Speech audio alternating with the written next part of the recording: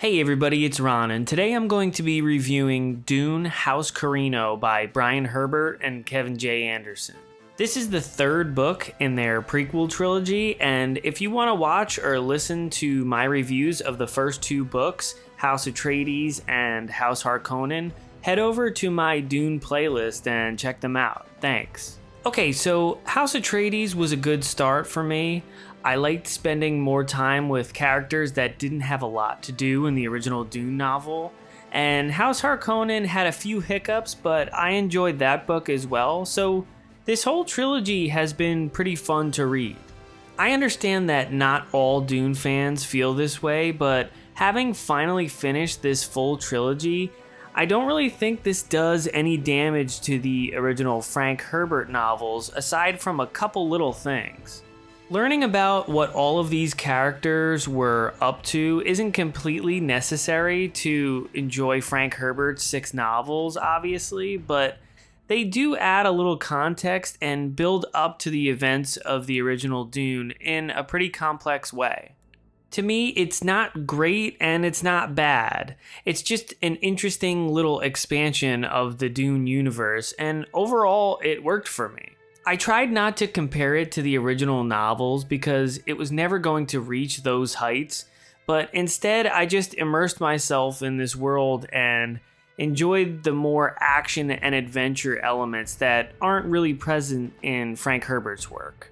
I was generally more interested in the Harkonnen and Atreides side of things in the previous 2 books, so going into this, I was scared I wouldn't be engaged with most of the House Corrino and Shaddam stuff, but I was surprised by how much I enjoyed his storyline, and I felt that this book was the most focused plot-wise out of the 3.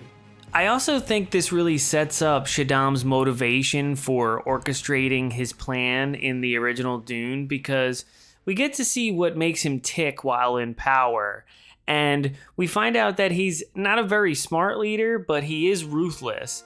And he makes some horrifying decisions in this book, almost to prove to Count Fenring, who's kind of like his right-hand man, that he doesn't need his guidance for anything. But it's very clear that he does, because even Fenring is taken aback by some of the things that Shaddam does.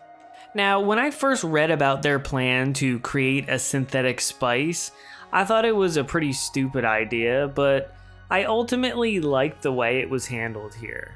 It shows how badly Shaddam wants to get rid of the fact that Arrakis is the most important place in the universe because of the spice, and he'll do anything to be in control of it. We know this whole plan doesn't happen because by the time the events of Dune happen, no one mentions anything about a synthetic spice called Amal, and everyone still relies on melange for space travel.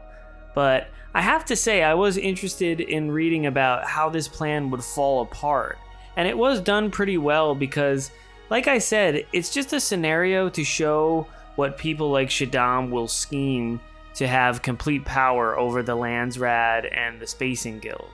On the Atreides side of things, Duke Leto really comes into his own as a leader and shows that he's not afraid to use military force if he needs to, which leads to some cool sections of the book involving Duncan Idaho, Gurney Halleck, Thufir, and Prince Romber.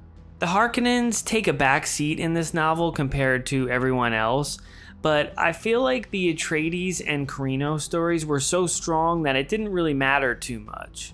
One of the biggest flaws to me was when the Baron basically gets a lifestyle coach to help him become more likable at parties and political situations, and it honestly felt like a bizarre sitcom with House Harkonnen. I could just see a montage of this guy making the Baron try on some flashy clothes, and it was a little ridiculous.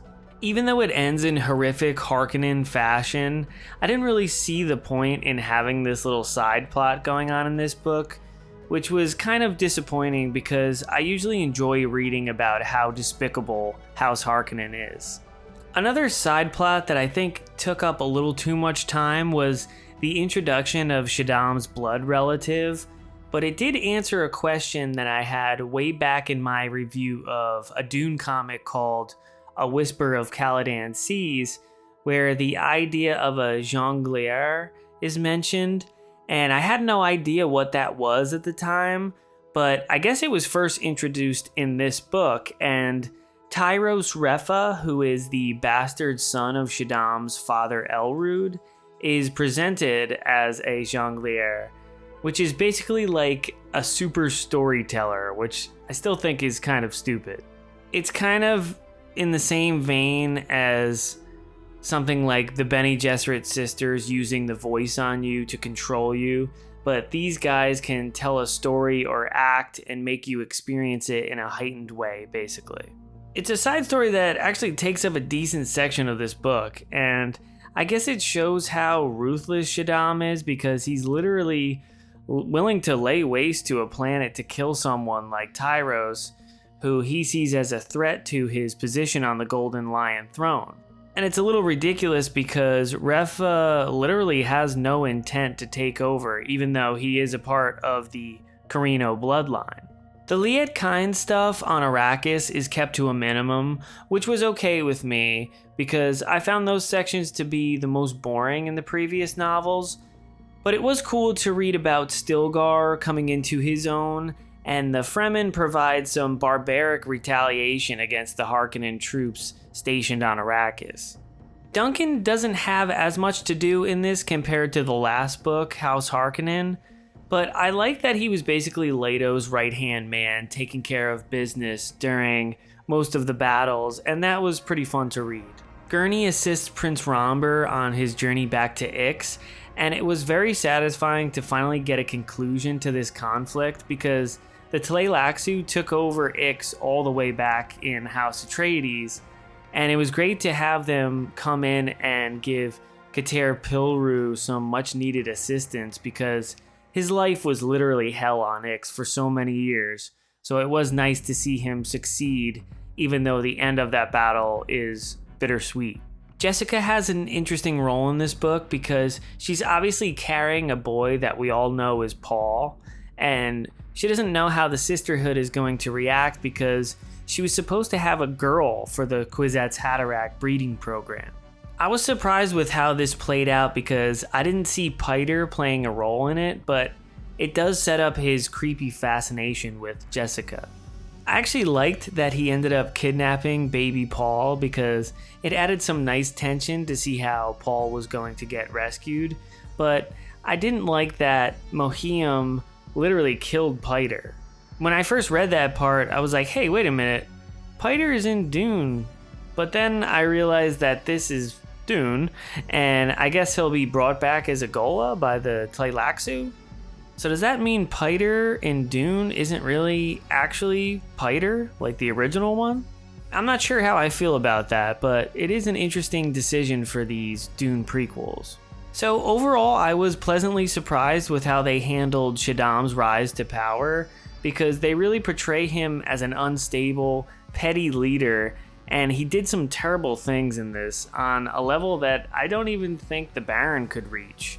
So that was great to read, and it makes me want to go back to the first Dune novel and read all of Shaddam's sections, knowing a little more about him from these prequel novels. And at the end of the day, that's what these books should make you want to do, so I guess they got the job done, for me at least. I enjoyed visiting more planets in this universe and spending more time with these characters, even if some of their chapters didn't have much impact on the bigger picture. For me, it was just nice to be absorbed in this world, and that's what all escapist entertainment should do. So, although this trilogy wasn't perfect, it gets a thumbs up from me because it's actually more complex and interesting than you would think. And again, I get why most hardcore Dune fans don't like them, and I can't really argue with that, but I had fun with them. I can't lie. I'm also happy that I have more Dune novels to read because there are plenty more after this prequel trilogy, and I plan on covering all of them right here. So please be sure to like and subscribe if you're enjoying this content, and thanks for watching. Hey everyone, it's Ron here with a quick announcement. When I started this channel, I was reading and reviewing the Dune books and other sci-fi related material, and most of you might not know that I'm also a musician. So when I was reading these sci-fi books, I started to get inspired and decided to make my own soundtrack to use for my videos, and now I'm excited to tell you all about the first volume in the Ron Reviews original soundtrack collection. This album includes the first 17 tracks featured on my channel, and it's available now exclusively on Bandcamp. Be sure to check the description of this video for the link to the album. Thanks so much for the support so far. I know I'm just starting out, but I hope you're having as much fun as I am. So check out the original soundtrack Volume 1 on Bandcamp. This music is great if you want something moody and atmospheric to listen to while you're reading some science fiction. I think you're going to love it. Thanks.